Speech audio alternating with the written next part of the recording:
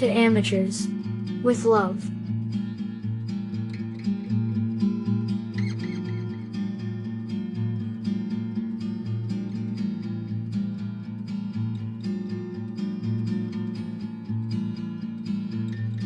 Avant-Garde Cinema, experimental film, underground movie, art film, contemplative cinema, the Cinema of Stasis. Whatever the designation, the artistic film of today descends directly from the early spirit of cinematography. The final years of the 1880s witnessed in France, England, and the United States the first moments of cinematography.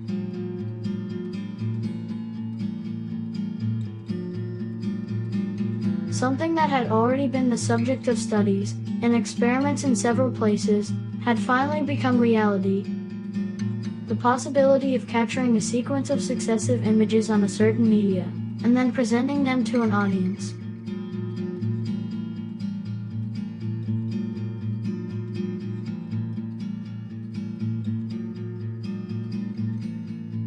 At that time, the equipment of these pioneers, and the subjects they captured, were still basically the same.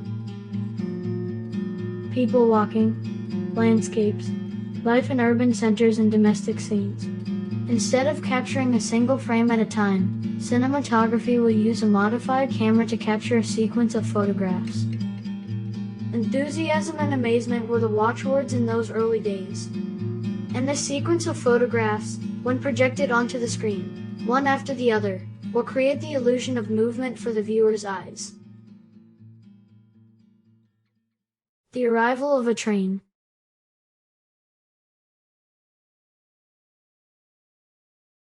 During its first public showing, spectators began to scream and run towards the back of the room when they saw the train coming towards them, as if it would jump off the screen.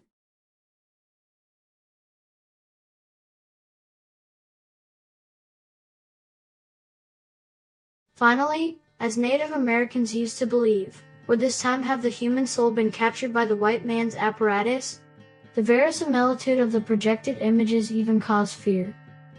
It was a newborn art taking its first steps from its parent, the photography.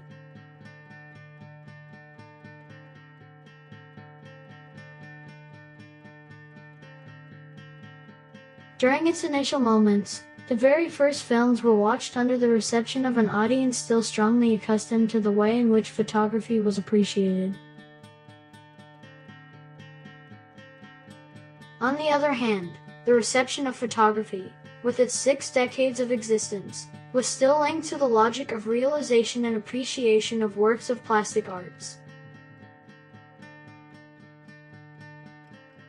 Sculptors and painters have their work exhibited in places reserved for contemplative purposes, in a silent environment, in a gallery or museum, which provides the public with the possibility of individually experiencing the appreciation of the work.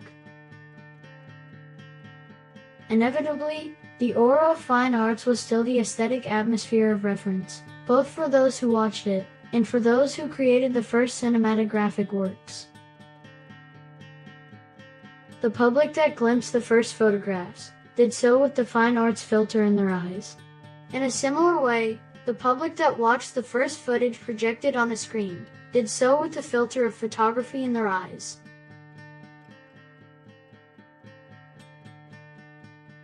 The pioneering spirit of cinematography was created with the influx of fine arts into the entrails of photography.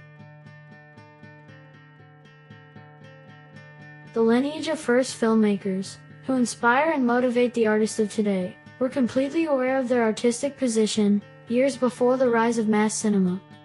For more than 100 years, this lineage of artists struggled to continue existing, and achieved this through a significant number of film productions across the world. These artists are not film industry professionals, nor are they weekend hobbyists. They do not depend on film for a living, but they also do not exercise it as a mere pastime. The nature of their filmmaking is artistic, and it rests on the impetus for their freedom to create, a non-negotiable condition for them.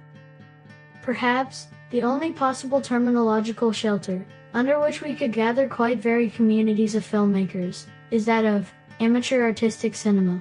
in which the word amateur is freed from all pejorative semantic load, raised over decades, and re-established in its primordial meaning, to mean an individual who does a certain work exclusively for love. Amateur versus Professional by Maya Deren. Artistic freedom means that the amateur filmmaker is never forced to sacrifice visual drama and beauty to a stream of words, to the relentless activity and explanations of a plot, or to the display of a star or a sponsor's product, nor is the amateur production expected to return profit on a huge investment by holding the attention of a massive and motley audience for 90 minutes. Like the amateur still photographer, the amateur filmmaker can devote himself to capturing the poetry and beauty of places and events, and, since he is using a motion picture camera, he can explore the vast world of the beauty of movement. Instead of trying to invent a plot that moves, use the movement or wind, or water, children, people, elevators, balls, etc. as a poem might celebrate these. And use your freedom to experiment with visual ideas. Your mistakes will not get you fired. The fabric of cinematography is forever marked with the signature of his poetic heritage. Forever reminding the search of the first filmmakers for the unlimited possibilities for the use of the film as visual poetry and formal beauty.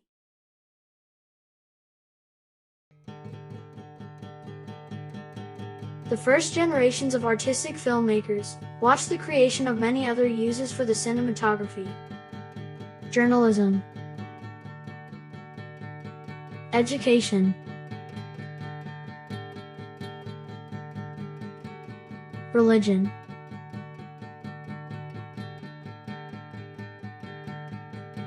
and, principally, entertainment.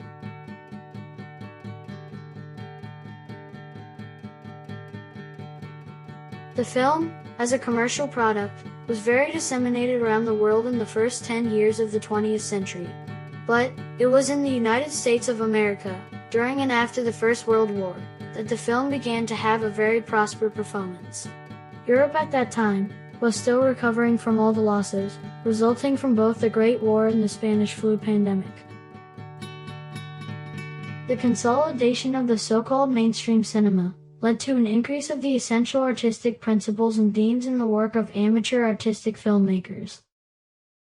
This reaffirmation force, along with others, will help push the avant-garde and artistic movements that spread across the world from Europe in the 1920s.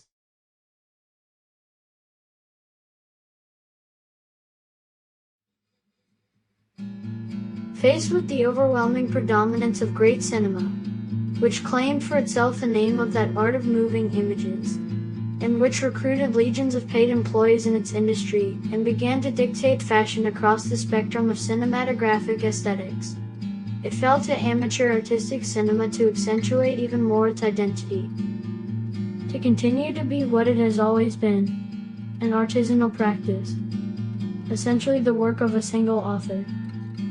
More than ever, a cinema that doesn't want to be cinema.